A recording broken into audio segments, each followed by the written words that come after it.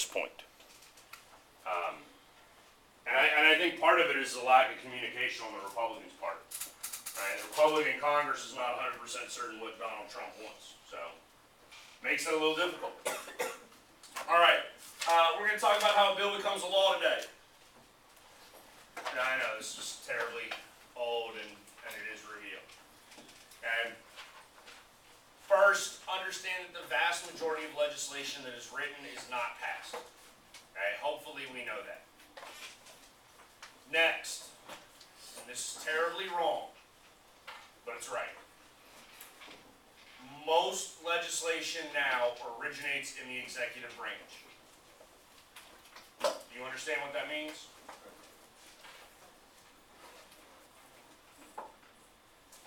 Well, it's not the president. Donald Trump and Barack Obama, they have far more important things to do than sit down and write 100-page bills. So who's writing the legislation?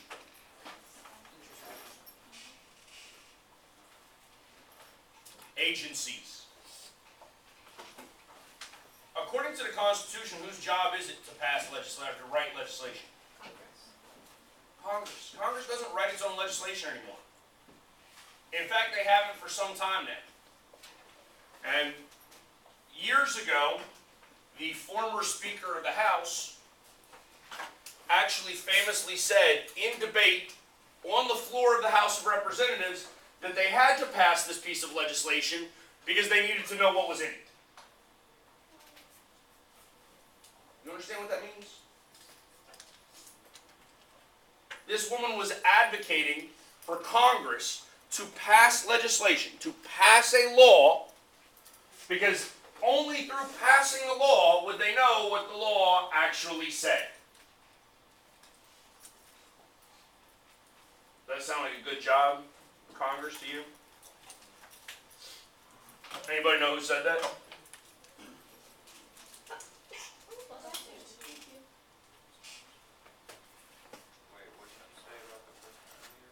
The former Speaker of the House said that the only way to know what is in the bill is to pass it.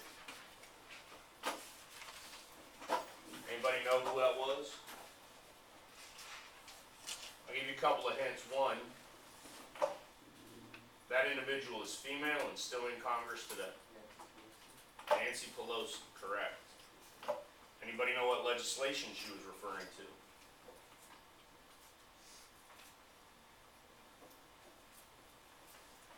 Commonly called the ACA, the Affordable Care Act, also known as Obamacare.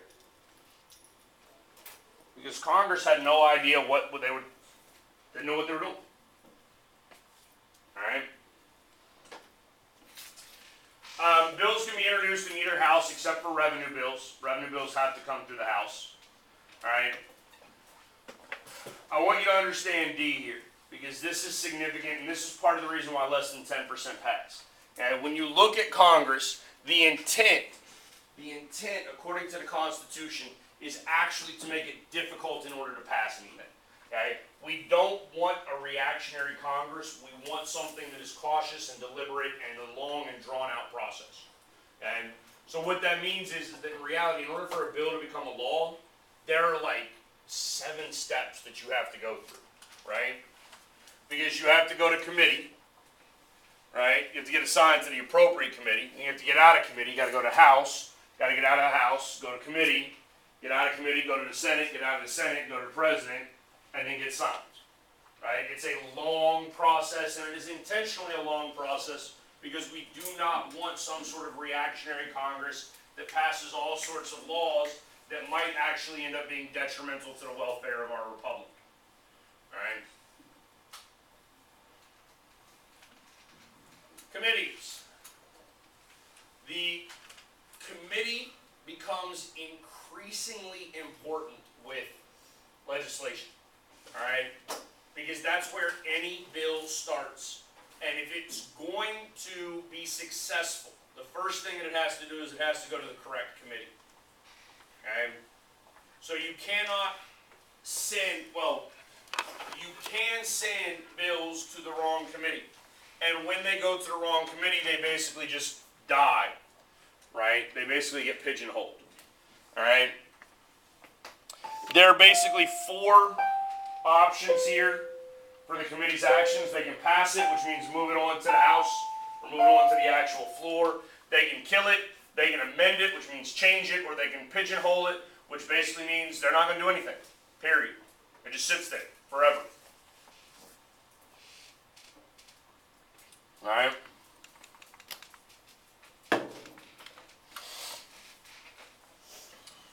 The Rules Committee is significant in determining where the bill goes and what the process becomes for it.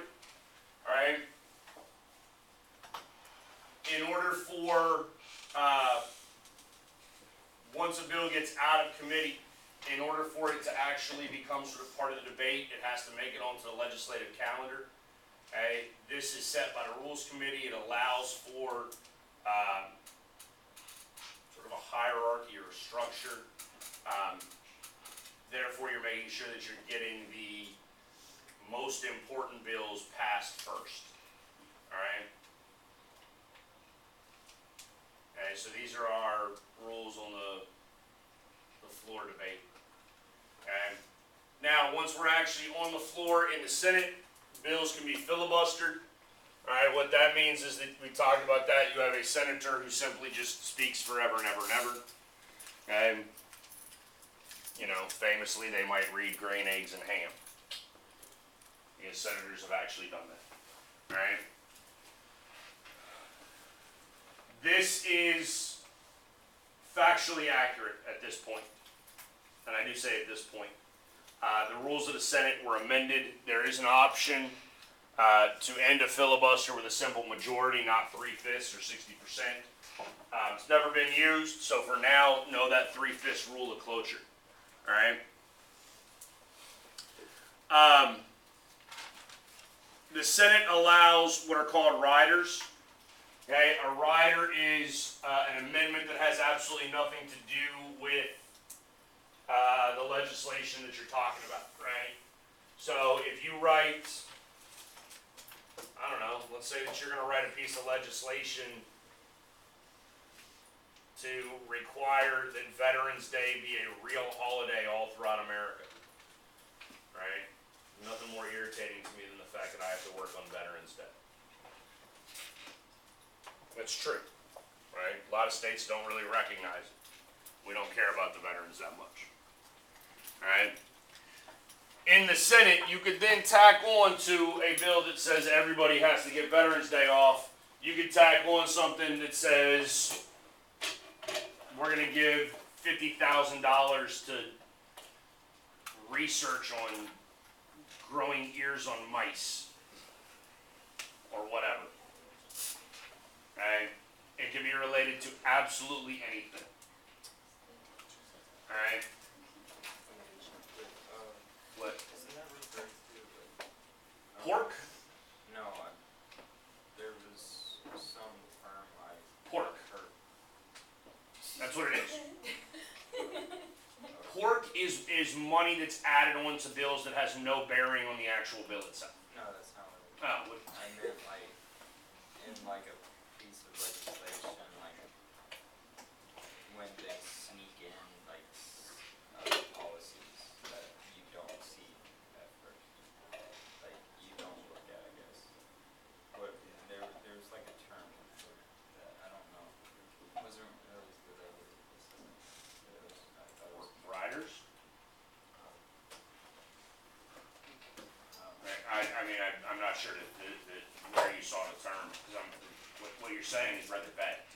Because pork is stuff that's tacked on that most people don't read or look at or care about. Pork specifically, specifically it relates to financial stuff. Alright?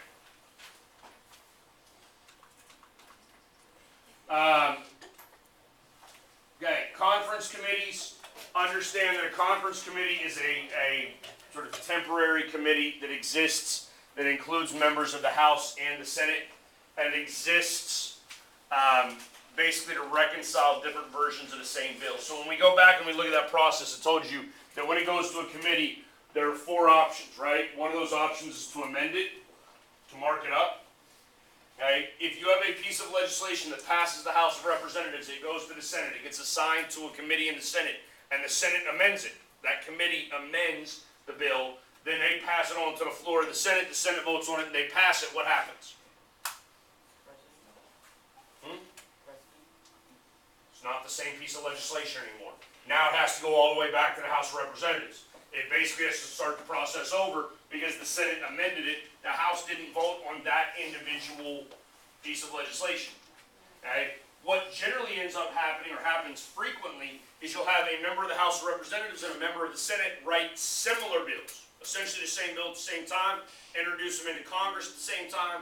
Once they pass, then we get a conference committee with members of the House and members of the Senate, and they reconcile the differences. They create one bill that then goes to the president, and the president signs the bill, and it becomes a law.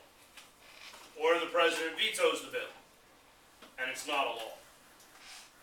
Unless Congress can override a presidential veto. And that doesn't happen that frequently. Especially when you consider we generally have divided government. Alright, so we generally have divided government. That means the president and Congress are of separate parties. And whatever party is passing legislation in Congress will generally not have enough support to get that 2/3 to override a veto. Yes, sir. How long does it take to pass a bill? It can take months. It can take a significant amount of time. Right? It's not a short process. Now, they can streamline the process if they want to, and it can take days. And it's just a matter of how efficient Congress wants to be. Alright? With this, understand it does not happen very often. Okay? The last instance that I can think of, nearing the end of his term, Obama vetoed legislation pertaining to 9/11, and Congress overrode him. Right? Which means that Democrats and Republicans together told the president that he was wrong to veto the legislation. The legislation basically said that victims of 9/11, the families victims of 9/11, are allowed to sue the Saudi Arabian government and other foreign governments for wrongful death. Okay? Hopefully you recognize how stupid that is, because it's pretty much the dumbest thing I've ever heard in my life. Anybody know why? Because people could sue us. What? That opens us up to be sued. There you go. And we kill a lot of people wrongfully. Okay? I do want to go over C here. This is what we call a pocket veto. Okay? So if the president ignores a piece of legislation, okay, and Congress adjourns, not goes on recess. Recess does not count. Okay, but adjourns, meaning it's the actual end of the term. Okay, and the president has done nothing. It's pocket veto. It does not become a law. Alright? If that 10-day period comes up and Congress has not adjourned, okay, even though the president has done nothing and he has ignored it, it becomes a law anyways. And the only time you'll really see this happening, okay, is if it's sort of symbolic, like the president's like, hey, I'm not going to sign that, but I'm also not going to veto it because I know my veto is going to be overridden, and so I don't want to look bad by having my veto overridden. But this is really stupid, so I'm not going to do anything about it. Okay? And at least that way his name's not on it. Line item veto. And understand that this was acceptable for a very short period of time. And for a very short period of time. And basically it was used in order to eliminate sort of specific appropriation stuff in a bill. It's wildly unconstitutional though. Okay? Line item veto does not exist in the Constitution, nor should it exist in the Constitution. Alright? And it should not exist in the Constitution for the simple fact that a president could literally line item veto so much that he's vetoing a bill without actually vetoing it. You understand that concept?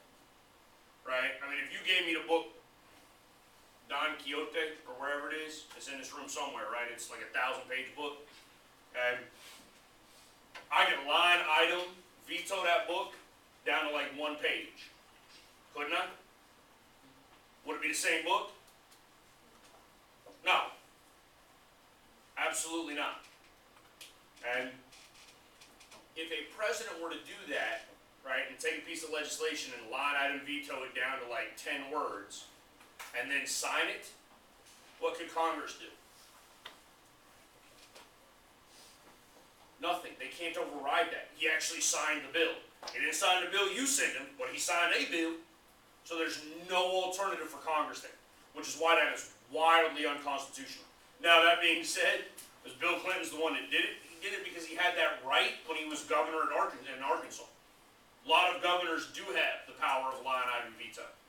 And so Clinton just assumed that as president of the United States, he had the same authority. Because a lot of people wrongfully assume, well, the governor of a state is just like the president of the United States, just for the individual states. Whatever you can do as governor, you can do as president. No. Doesn't work like that. And there are 51 constitutions in the United States of America. Do you understand that concept?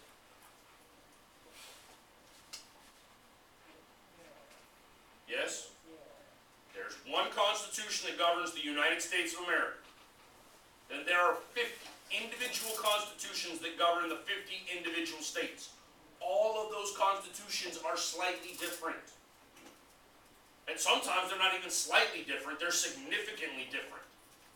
Nebraska, for instance, has one chamber of legislature. That's it. There is no House and Senate in the state of Nebraska. There's just one. Alright? Committee system. Alright? I'm going to run through this. This is a little long. You can read through it yourself if you would like. Alright? But I told you that committees are incredibly important. This is where the real work gets done. A bill goes to committee. They're the ones who are going to research it. They're the ones that are going to hash it out. They're the ones that are going to discuss it. They're the ones that are going to determine whether or not it's even worthy of debate on the floor.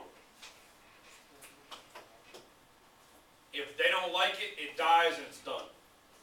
And that's the most common aspect. Alright? If it does happen to make it to the floor, okay, you'll report out on it. Like, the committee will have done all of the background work to determine whether or not this is a viable option or how it's going to work. Okay? Committees handle legislation. They actually conduct investigation of the executive branch. And again, not just President of the United States, right? But let's just say, for the sake of argument, that Congress decides that the Department of Justice is not doing its job and is actually violating civil rights, right? Jeff Sessions is violating people's civil rights as Attorney General, and there could be a congressional investigation into the Department of Justice that's a part of the executive branch, and there's also constant oversight that goes on. So when you look at some of these committees, like the Senate or the House Armed Forces Committee, and those are standing committees that constantly investigate or constantly engage in oversight. Okay? And oversight and investigation, they're kind of similar, okay? Except oversight is always, it's all the time. Okay? Investigations occur as a direct result of something. Alright? The importance of the committee that you get on, depending on where you're from, how long you've been in Congress, right? The committee appointments are wildly important. We talked about this the other day, right? If you are a representative from Manhattan and they stick you on the agricultural committee, you are not serving your constituents, thus your chance of re-election goes down. And that would be a way to penalize somebody. And we talked about this already. Members are assigned based on the Committee on Committees and Steering Committee. And now, finally, understand, whatever party has a majority in the House or the Senate, they also have a majority on every committee. Okay? That means in every committee, there's one more Republican than there is Democrat. Okay? Because the Republicans are controlling Congress. Alright? So what happens, and you might have noticed this with some of the confirmation hearings, and literally like Jeff Sessions, for instance, goes to the Judiciary Committee, right? The Judiciary Committee interviews him, they determine whether or not he should be subject to a vote on the actual Senate floor. Sometimes those votes go directly along party lines, and it's like 13 to 12. Republicans win by 1, he goes to the floor, and then the Republicans win 52 to 48. Alright? Committee chairmen are wildly important. They have a significant amount of authority. Okay? In fact, chairmen are the ones who are going to sort of run the committee, right? This is like the Speaker of the House, just at a much smaller level now. They get to set the agenda. They're the ones who deal with all sorts of stuff. They're also the ones who assign their committee members to subcommittees in order to sort of delegate work further. Now, the creation of subcommittees, and we talked about this once before, does lessen the power of the chairman, because now subcommittees have their own chairman and they get to set their agenda within their subcommittee, et cetera, right? There's a whole hierarchical structure that exists in Congress. Alright? Chairmen are selected by secret ballot. Alright? For the most part, seniority is followed. However, we've actually created instances in which there are term limits for chairmen. Okay? In fact, there are actually restrictions over how long you can be a chairman, how many different committees you can chair, things of that nature, right? And what that does is that tries to level the playing field a little bit, right? And that way, people like Jesse Helms, we remember him, was an example that I used. Jesse Helms was elected to the Senate in 1954, right? Left the Senate in 2002. Obviously, his last 10 years or so in the Senate, he would have seniority on everybody, right? Okay, so seniority alone is not necessarily the best way to do things. However, there are some advantages to the seniority system. These are some of the advantages actually of having a quote-unquote permanent Congress, right? One of it is expertise. So when John McCain tells you something about foreign affairs or the military, you listen. Because John McCain has been on the Senate Armed Forces Committee and the Senate Foreign Affairs or Foreign Relations Committee for a long period of time. He has been a senator for a long period of time. Right? He has a significant amount of expertise. He has a significant amount of experience with these issues. You would be wise to listen to him. And seniority also would reduce sort of infighting, all right? And so that would be an advantage of the seniority system. Conservative or conservation of the status quo would be one of the negatives. There'd be a rural bias there too, as a result of those seats being a little bit safer, in which case those people would have more seniority, right? So any congressman from, any senator from a swing state or a representative from a district that's not safe, they would never acquire or accumulate any sort of seniority compared to the rest of Congress when those people just continue to get reelected at vastly significant rates. All right? Decentralization in the 70s, we talked about this before, right? This idea of centralization versus decentralization, how it's supposed to happen. This is where we begin to get rid of some of the power of the committee chairman, right? Those people who are wielding an extensive amount of control, all right? This leads to subcommittees and things like that as well as a little bit more transparency. So we're going to allow for public scrutiny in a lot of what's going on. Okay, this shouldn't be that difficult for you to understand now because you got things like C-SPAN, right, where you can basically just watch what Congress is doing 24/7 if you wanted to. All right.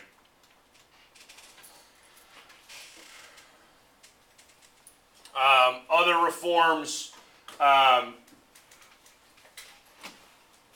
This is the one that's probably significant. In the House of Representatives, everybody has to be on at least one major committee.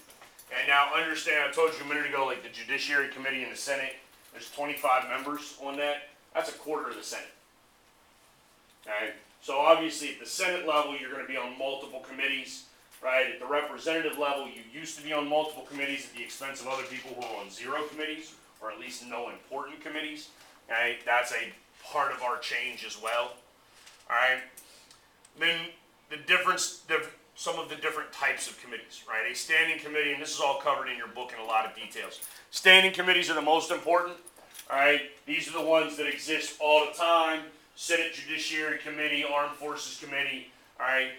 Those are standing committees with a significant amount of power in that small aspect of whatever they're dealing with, okay? With the House of Representatives, the Ways and Means Committee, this is what deals with taxes, all right?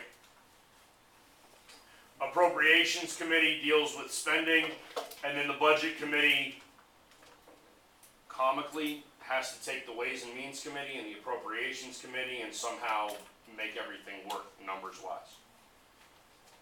It would be a lot easier probably if there was just one committee that dealt with all appropriations. Okay, but instead the House of Representatives has one committee that brings money in, one committee that sends money out, and a third committee that tries to make sure those numbers are relatively close to even. Alright? Same thing, those are just different standing committees for the Senate. Okay. Next, we have temporary committees. Those are members of both houses. Alright, conference committee would be a temporary committee. And so the conference committees are the ones we talked about a second ago where they're trying to iron out the details of similar legislation that wasn't different versions of a similar bill passed in each house, right? Select committees are temporary. Joint committees are both the House and the Senate together. All right, we'll stop there.